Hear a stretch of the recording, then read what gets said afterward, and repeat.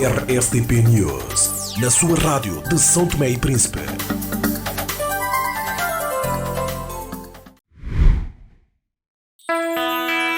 Aproveita ao máximo a rede 4G da CST com os novos pacotes Netphone. Ativa o Netphone diário com 100 megas por apenas 10 dobras ou o Netphone mensal a partir de 80 dobras com 1 GB.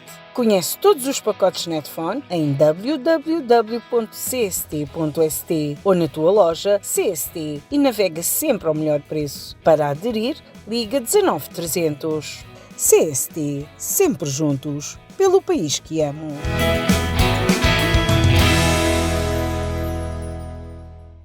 Bem-vindos à RSTP. Abrimos hoje este espaço em entrevista para falarmos sobre um dos grandes projetos sociais que tem estado em curso há longas décadas aqui em São Tomé e Príncipe.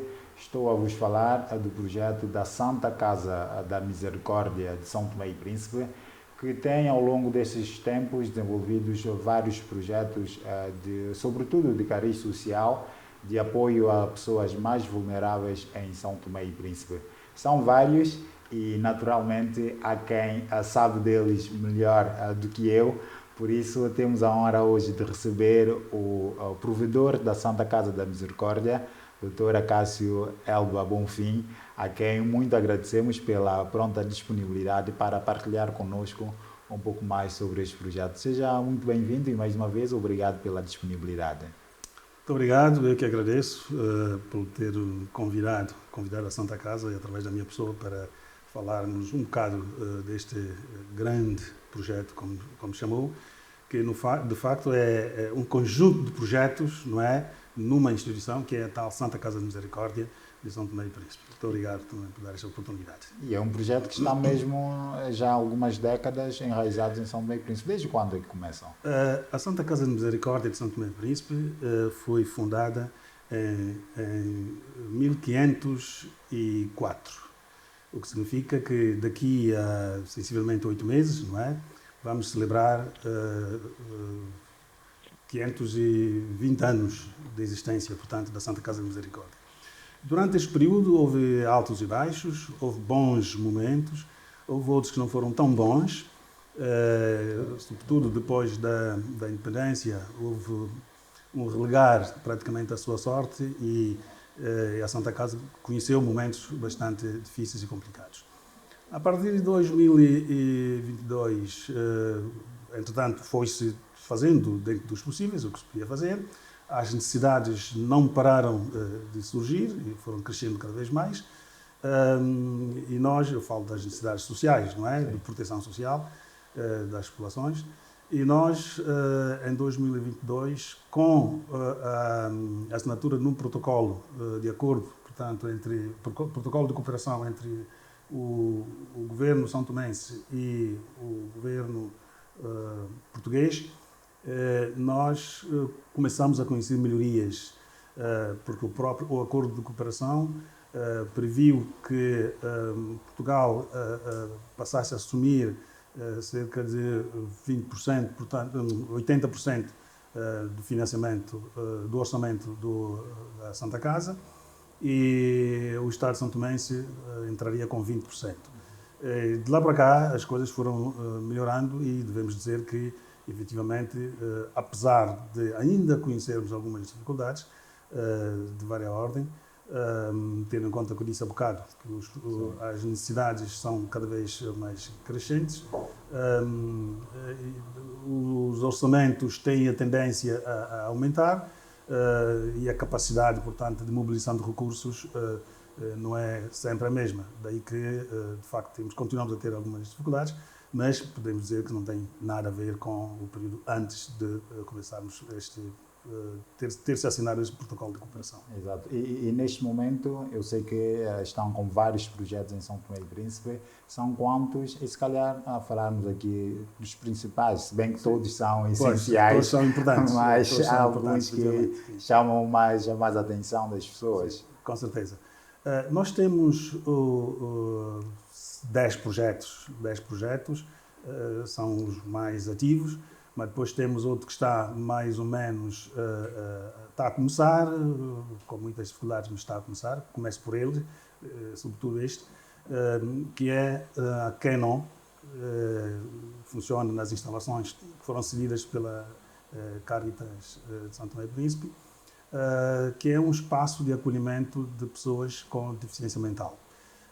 Este está a começar, já há alguns meses que estamos nisto, e está indo devagarinho, mas nós esperamos que de facto isso venha a funcionar a sério, tendo em conta as necessidades que existem, e nós vemos todos os dias, qualquer um que circula pela praça, vê que há de facto necessidade de haver um espaço destes para acolher os doentes mentais, que não são agressivos, não ofendem a ninguém, precisam simplesmente serem acolhidos, acompanhados em termos de medicação, não é, que têm que fazer, higiene e tudo mais. Portanto, nós estamos criando, digamos assim, este espaço para este fim.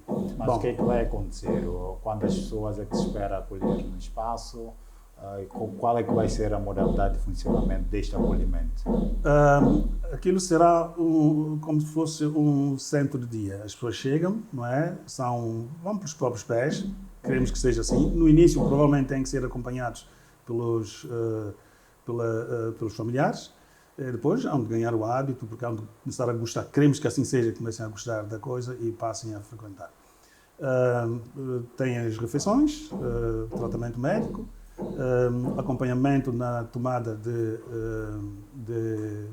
dos medicamentos que têm que tomar, e no final do dia vão à casa, né, para estarem também no seio familiar, que o objetivo não é retirá-los do seio familiar, mas permitir que durante um período em que muitas vezes os familiares não têm tempo para os acompanhar, não têm tempo para cuidar deles, que tenham um espaço onde eles possam ser acompanhados e cuidados, e depois, no final do dia, retornam a casa e convivem perfeitamente com os familiares. Será um complemento aos serviços da psiquiatria, é isso? Ou os doentes da psiquiatria também serão acolhidos neste centro de dia? Não, os doentes, nós queremos que sejam os doentes que andam na rua.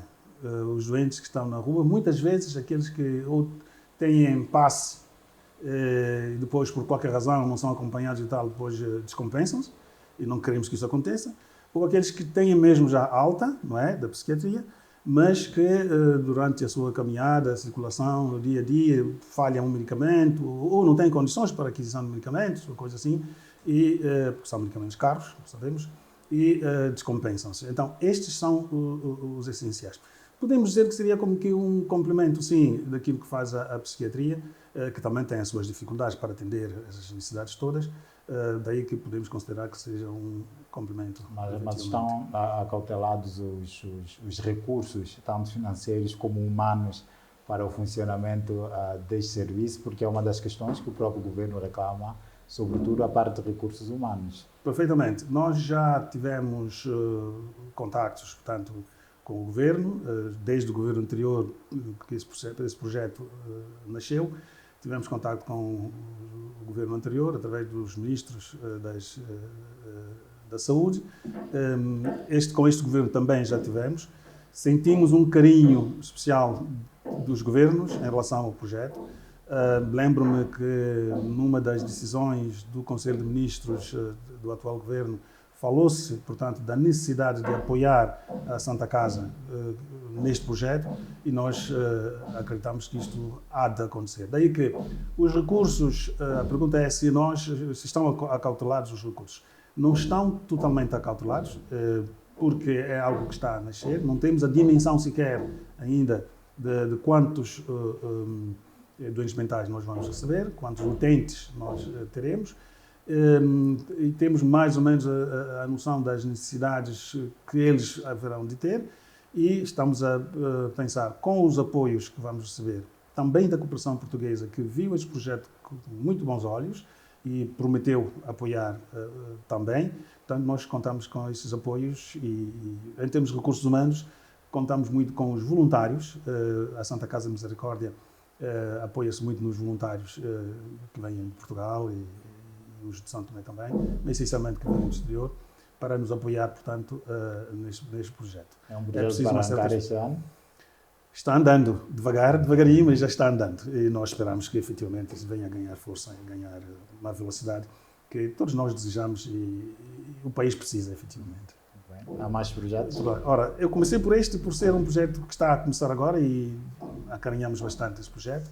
E por ser novo, e estamos a começar agora, podia eventualmente cair no esquecimento quando me embalar a falar dos outros.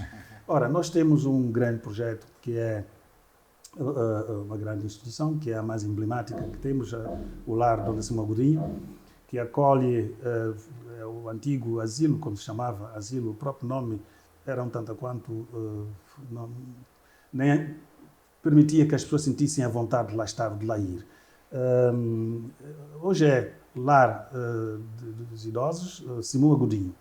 Este lar tem cerca de 100 pessoas, das quais 21 pessoas são acamadas. O espaço de acamados está sobrelotado por duas razões fundamentais. A primeira é que temos sempre procura.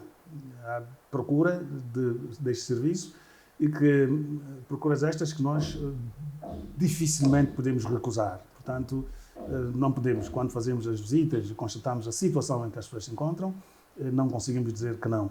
Daí que apertamos um bocado as camas e tal, e as pessoas estão aí. A segunda grande razão é que há os nossos próprios utentes, que com o andar dos tempos vão ficando cada vez mais idosos, mais velhinhos, mais cansados, e acabam por ficar também acamados e são transferidos para esse espaço também. Daí que o espaço, neste momento, está sobrelotado, mas funciona. Este é um grande projeto que nós temos. Ele tem, para além de atendimento às pessoas, que naturalmente os utentes que são lá é um regime de internato, em que têm as refeições todas, pequeno almoço, almoço e jantar, têm assistência médica, consultas semanais, temos consultas médicas semanais, têm medicamentos, ou seja, têm um pouco de tudo para permitir que tenham uma vida digna e que possam, digamos, ter um envelhecimento digno. Isto é que nós queremos e temos conseguido. O mesmo lar, Simão Godinho, produz produtos, portanto, faz catering, fornece catering, produtos de catering para permitir que tenhamos também alguma receita própria. Daqui a bocadinho falarei das receitas, portanto, há de ver a necessidade que de facto temos nisto.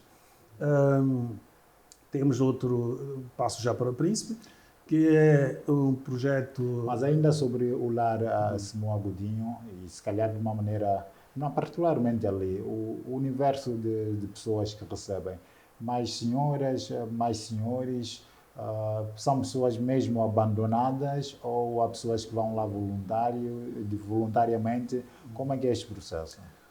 São senhoras e senhores, portanto, e temos mais senhoras do que senhores, mas também temos muitos senhores, muitos homens.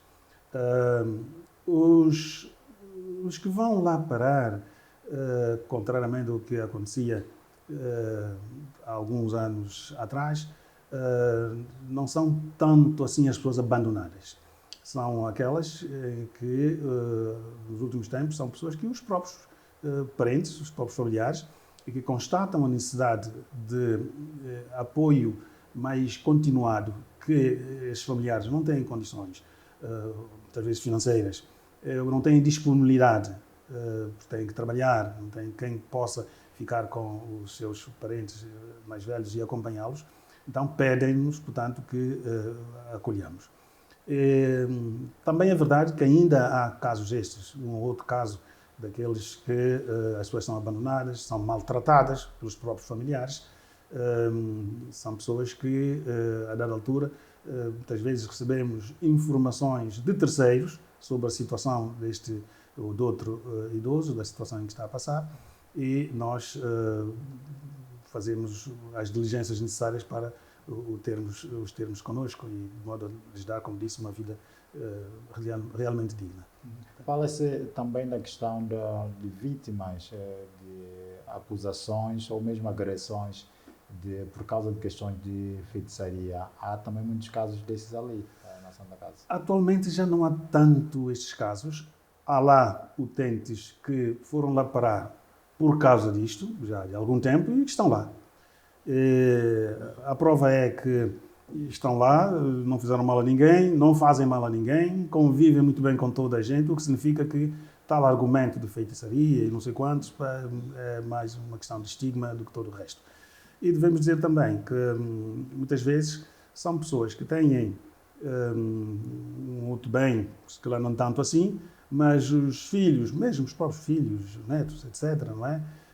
Têm aquela ganância, querem entrar na posse destes bens, inventam, criam essas confusões, complicações todas, para que a pessoa possa desaparecer daquela casa ou daquela família, daquele seio familiar.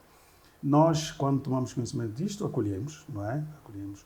E aí é um pequeno pormenor que nós estamos a analisar e não sabemos como levar isto a cabo, se calhar através dessas antenas.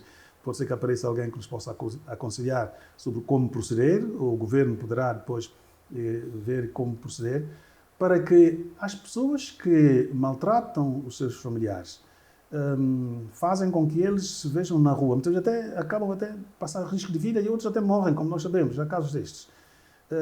Que estas pessoas não tenham o direito a herdar os bens que estes familiares deixam, porque isto até estimula, não é, a que isso aconteça. Daí que nós pensamos que devia haver uma disposição legal que impedisse que pessoas que comprovadamente tivessem atitudes desta natureza não pudessem herdar os bens daquele familiar ou daqueles familiares a quem eles submeteram esses maus tratos e puseram risco de vida, inclusive, expulsaram da casa e tudo mais. Esses casos acontecem e têm sido, se calhar, negligenciados pelas autoridades. Não há uma devida investigação quando as pessoas sofrem essas agressões e são expulsadas. Não temos informação de que, eventualmente, haja consequências destas, como estamos a dizer agora. Parece-me não haver consequências nenhumas, porque há casos que nós sabemos e conhecemos que pessoas foram expulsas, ou foram maltratadas, foram espancadas, etc., que depois quem expulsou ocupa a casa, né? Ocupa a casa da mãe ou da avó, não sei o quê, vão lá viver. Se tem um terreno, vão lá desfrutar. Portanto, são situações que acontecem, não sabemos até que ponto as autoridades vão até lá, não é? Até analisar este aspecto da coisa, mas o que sabemos é que tem acontecido. Portanto, nós gostaríamos de fazer este apelo e se alguém puder nos ajudar ou ajudar as autoridades a encontrar esta forma de impedir, dissuadir essas pessoas que têm esses atos, que colaborem neste sentido também. Já agora que estamos aqui, a questão da violência contra idosos particularmente, qual é que é a sua percepção? É algo que está a ser atenuado? Continua em alta, está a crescer, ou como é que avalia a situação? Contra idosos, particularmente, penso que está a diminuir bastante em relação aos tempos passados. Também graças às medidas que são tomadas pelas autoridades, graças aos programas de sensibilização, não é? E toda uma série de ações que são levadas a cabo para dissuadir este tipo de atos. Mas ainda há, não com aquela frequência, e se calhar nem tudo nos chega aos ouvidos, não é? Mas nós sabemos que ainda existem coisas destas. É preciso reforçar as medidas, de qualquer maneira. Com certeza. E o acompanhamento a essas pessoas. Deve ainda existir muita gente por identificar, é isso? Acredito que sim. Idosos, se calhar, de uma maneira geral, pessoas em situações de vulnerabilidade. Sim. Como é que aprecia a situação e, sobretudo, nestas alturas, já falava no início, a conjuntura socioeconômica tem se degradado e isso é notório. Isso também faz agravar o fosso da pobreza e da vulnerabilidade da população? Com certeza. Como disse há bocadinho, alguns vêm porque não têm condições até de subsistência. Os pais, ou melhor, os familiares, não têm como manter a subsistência ou da mãe, ou da avó, da tia, prima, etc. E pensam logo alguém terá que nos ajudar. E vêm-nos a nós. Neste caso, nós acolhemos. Efetivamente, há situações em que as pessoas passam por dificuldades tremendas. Precisamente por isso é que, como não conseguimos ter todos eles no regime de internato, temos também projetos, como, por exemplo, o Centro de Dia Padre Silva, em Ribeira Afonso, e Centro Comunitário da Trindade, que são dois que atendem não só em regime de centro de dia os que lá vão, mas também fornecem refeições em casa, portanto, a domicílio. Há de imaginar, com o estado das estradas e dos acessos que temos atualmente, questões de meios de transporte e tudo mais, há de imaginar as dificuldades que nós temos para atender estas necessidades particularmente. Mas fazemos e dá-nos prazer, não é, servir a essas pessoas que tanto necessitam, pessoas que muitas vezes até contribuíram bastante para que nós que cá estamos, cá estivéssemos e fôssemos o que somos. Portanto, estas pessoas merecem que, de facto, lembro-me do ministro de Portugal, da Saúde de Portugal, que esteve cá uns anitos, no seu discurso, ele disse, portanto, que é sempre um prazer cuidar de quem nos cuidou. Daí que, efetivamente, é bom que a gente atenda essas pessoas. Além daquelas que estão no Lar Simão Agudinho, com estas que são atendidas nestes pequenos centros, estamos a falar de um universo de quantas pessoas beneficiárias? Atendemos cerca de 3.500 pessoas. 3.500 pessoas que são atendidas diretamente. E há de perceber que quando levamos refeições para um idoso, provavelmente, muitas vezes, ele partilha com um netinho, que se calhar não comeu durante o dia, não é? Ou que não teria comido se não tivéssemos levado. Às vezes até filhos que acabam por beneficiar disto. Portanto, mas falando de beneficiários diretos, estamos a falar de cerca de 3.500 pessoas. Nos diferentes centros, portanto, temos, como disse lá do nosso Magodinho, temos estes dois, que têm regime de centro de dia e também de atendimento a domicílio. Temos a região autónoma do Príncipe, não é? Que tem o centro de dia de Santo António, mais o lar São Francisco de Assis, que se acoplou, digamos assim, ao centro de dia Santo António, e atendemos aí também os idosos. Lá temos também centro de dia, regime de centro de dia e lar, neste caso com São Francisco, mas também atendemos a domicílio, onde servimos também refeições a pessoas, dezenas de pessoas, tanto nas suas residências. São os principais projetos no Príncipe? Temos o centro de apoio à infância, no Príncipe é isto, mas depois temos centro de apoio à infância, centro social de apoio à infância, que é em Ribeira Afonso. Temos também, a nível, portanto, de escola, a nível do ensino, temos Centro Social de Apoio à Infância em Ribeira Afonso. Temos Jardim de Infância Baú dos Sonhos na Madalena. E temos ainda Jardim Paulo Rosário das Neves na Roça Saudade.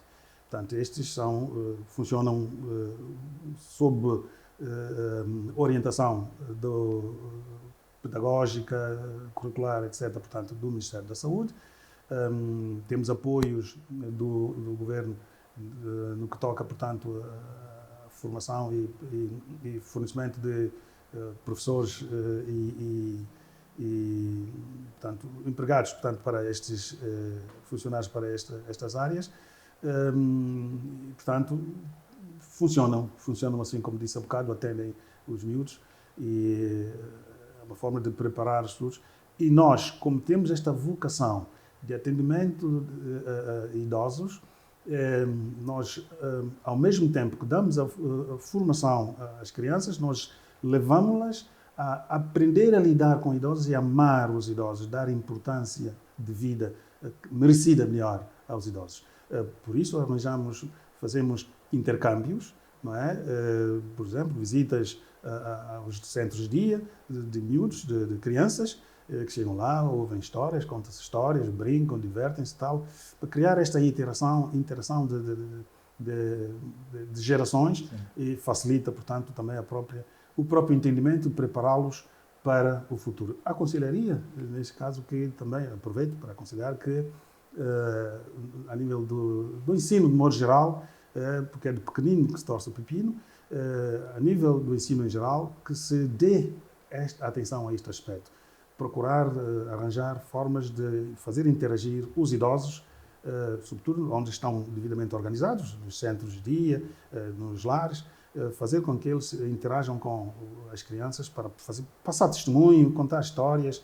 Há coisas muito interessantes que saem desta interação. E falta isso no sistema curricular normal, e essa interação até traria melhores resultados naquilo que são as relações sociais, particularmente com as pessoas idosas. Com certeza. Naquilo que são as relações sociais, muito importante, mas também para o conhecimento da própria cultura.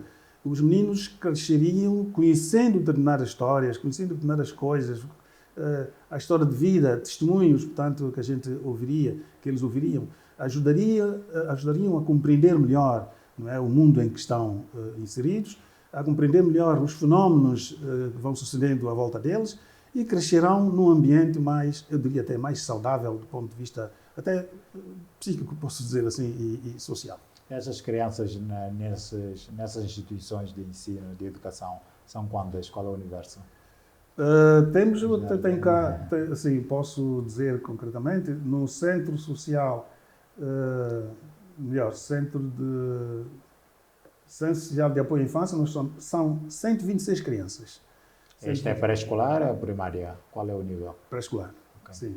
126 crianças. E temos outro centro, portanto, que atende também as crianças. São 18 crianças 18 crianças para pais e padrinhos especiais. É outro projeto em que nós apoiamos as crianças com deficiência. E as crianças com deficiência, nós criamos um projeto específico para ajudar aquelas crianças que têm deficiência, que nem têm condições para frequentar as escolas. Muitas até ficam em casa e não saem de casa. Outras saem, mas por sua conta e risco. Então, criamos isto e mobilizamos apoios, pessoas voluntárias que queiram ajudar neste projeto. Daí inscrevem-se como pai ou padrinhos especiais. Aproveito, se quiser ser um deles. E os que me ouvem neste momento, se quiserem colaborar também neste aspecto, nós estamos abertos, portanto, para receber este tipo de apoios.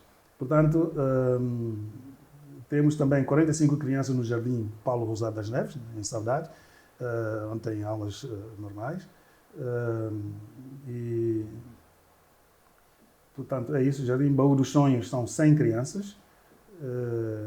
Portanto, é um universo de 100, 200, cerca de 350 crianças. Que se somam aos mais de 3 mil adultos ou exatamente, pessoas vulneráveis. Exatamente. Portanto, Exatamente. Sei que também aqui, se calhar para fecharmos, em termos de projetos concretos, há também coisas no domínio do ambiente, reciclagem e que a Ação da Casa apoia, ou não estou certo? Perfeitamente. Nós partimos do princípio que não há uma verdadeira proteção social se não houver uma atenção especial ao ambiente. E é preciso que o ambiente seja saudável e propício a que a proteção que nós levamos às pessoas possa ter resultado. Daí que nós temos o CPR, Central de Processamento de Resíduos, que é uma central que foi criada inicialmente como forma apenas de recolher as garrafas, vidros, portanto, plásticos, etc. Mas depois foi evoluindo e nós hoje trituramos, hoje já há algum tempo esta parte, que trituramos os vidros, também com o apoio da Cooperação Portuguesa que nos forneceu o equipamento para este fim. Eu convidaria, quando tivessem tempo, passar por estes projetos, cada um deles, e se calhar fazer um programa mais louco, para que as pessoas tenham a noção real do que se passa. Portanto, eu dizia, produzimos areia de vidro, que serve para substituir a areia do mar, não para as grandes construções e coisas assim, mas, por exemplo, nós produzimos bancadas de cozinha, de casas de banho, lavatórios, etc., Já começamos a produzir também jazigos, portanto, as campas, começamos a produzir e, sinceramente, coisas bastante interessantes e bastante bonitas para quem queira e saiba apreciar essas coisas. Portanto, também aproveito para fazer a publicidade disto, para as pessoas que queiram, de facto, e forem visitar a nossa central de processamento de resíduos em Palmar. Temos um espaço, falando de Palmar, um terreno em Palmar, que já começamos a trabalhar nele com o apoio das Forças Armadas, que nos apoiam noutros aspectos também, em termos de segurança, em termos de trabalhos voluntários para a limpeza e tudo, portanto, no Lar do São Abrinho, sobretudo, mas também lá em Palmar contamos com o apoio, temos contado com o apoio deles para fazer lá trabalhos de limpeza e tal do terreno, preparação do terreno, e com o Ministério da Agricultura e a FAO, através da FAO, que já predispôs-se a nos apoiar com estacas de plantas como mandioca, cordas de batatas, doce, etc. Portanto, estamos num projeto que, de facto, que é complexo, é grande, multidisciplinar e cujo objetivo é trazer melhorias a São Tomé e Príncipe, a cada cidadão são-tomense, mas com foco naqueles que mais necessitam efetivamente. Ficamos aqui com a ideia daquilo que são os projetos que a Santa Casa tem desenvolvido, mas para fazer isto funcionar há toda uma parte orçamental e financeira que tem que ser acautelada e sustentada. Como é que a Santa Casa tem conseguido gerir esses projetos, mobilizar os fundos? Sabe-se, já fez referência que a grande parte é assegurada pela cooperação portuguesa, mas como é que tem sido este processo, a parte financeira? Sim, efetivamente, para funcionarmos, como é óbvio, precisamos de recursos, não é? E esses recursos, eu estava aqui a ver, se encontrava dados exatos, estes recursos provêm da cooperação portuguesa, essencialmente, que financiam cerca de 76% do nosso orçamento. Depois nós temos o Estado são-tomense que financia com aproximadamente 17, 18%, e o restante vem das receitas próprias nossas, que são do arrendamento do espaço. Temos a Juvecórdia, que é um grupo de jovens da Igreja Católica, que apoiam, não é, com trabalhos voluntários em todos os nossos projetos, fazem isto. Portanto, apoiam os nossos projetos, trabalhos de limpeza, de organização, quando é preciso. Às vezes precisa-se de uma pequena pintura, coisinhas destas que não precisam de mão de obra especializada. Portanto, eles apoiam de forma voluntária. Naturalmente, é um pequeno orçamento também que se põe à disposição, que é posto à disposição deste grupo de jovens voluntários. A distribuição de financiamento está praticamente feita, mas tem sido possível mobilizar este fundo? Os parceiros, a cooperação portuguesa, o governo, têm conseguido honrar com este compromisso, digamos assim? Tem sido possível, não tem sido fácil, tem sido possível. Da parte do governo tem sido mais difícil, do governo são-tomense, do Estado são-tomense, tem sido mais difícil. Sempre foi difícil, nós conhecemos as dificuldades pelas quais passa São Tomé e Príncipe. Geralmente a intervenção do governo aparece, permitam que eu diga, em momentos quando precisamos de bombeiro. Ou seja, o governo age como bombeiro quando estamos mesmo aflitos, ora porque a transferência não chegou a tempo, coisa assim. E neste período, então, não temos a quem recorremos ao governo. Isso fica praticamente como se fosse uma reserva que está aí para quando estamos aflitos, portanto, desbloquear. Geralmente não se desbloqueia a totalidade, porque não temos, portanto, não tem condições para atender. E essa prestação de contas é feita com o rigor necessário, porque somos, digamos mesmo, auditados com periodicidade pela cooperação portuguesa e temos tido nota sempre positiva, graças a Deus. Obrigado, doutora Cássio Alba. Deixava-lhe, se calhar, os minutos finais, caso queira fazer assim alguma consideração final. Penso ter tudo dito, mas já que me deste a oportunidade, eu agradeço mais uma vez a RSTP por dar a oportunidade à Santa Casa de Misericórdia de abrir as portas, portanto, melhor, de permitir que entrem. As portas estão abertas.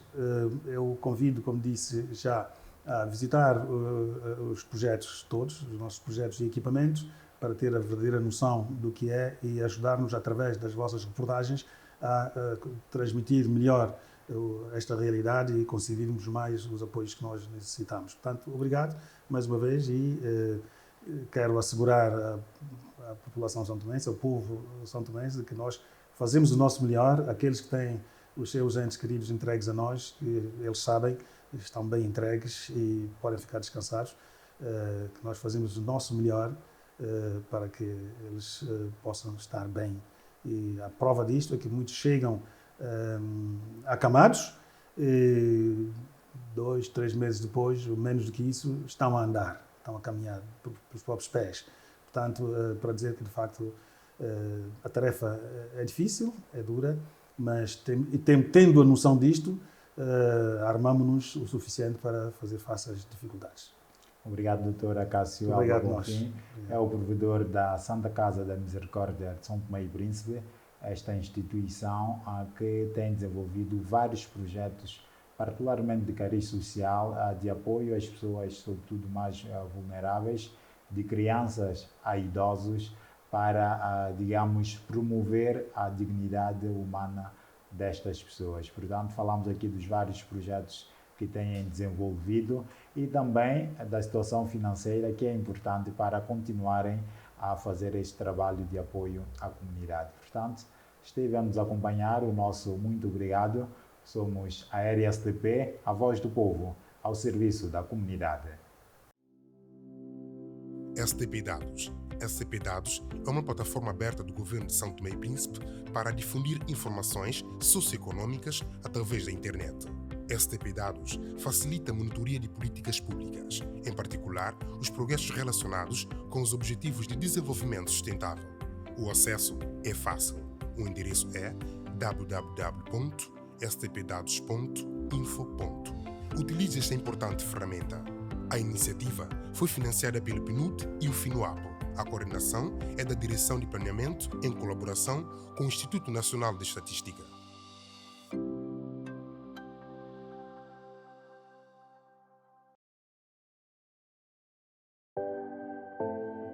Em São Tomé e Príncipe, queremos sempre bem-estar das pessoas. Vamos ajudar o ambiente, vamos ajudar a poupar, vamos trazer mais luz para toda a população.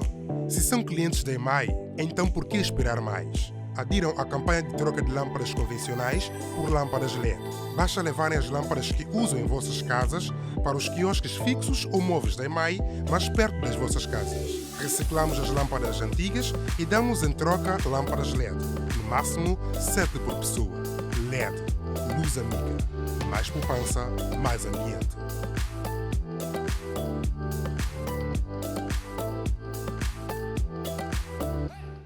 RSTP News, na sua rádio de São Tomé e Príncipe.